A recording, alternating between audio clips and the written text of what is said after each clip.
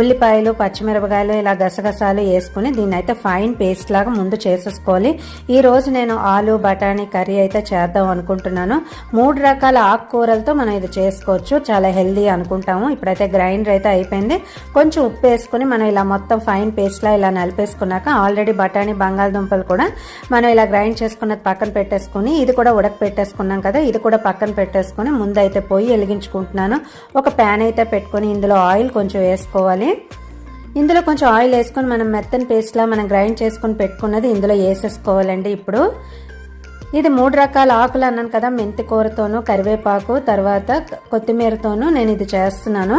దీన్ని healthy recipe అని చెప్పచ్చు. చాలా డైట్లో ఉన్న వాళ్ళకి ఇది చాలా బాగుంటుందని అని చెప్పచ్చు.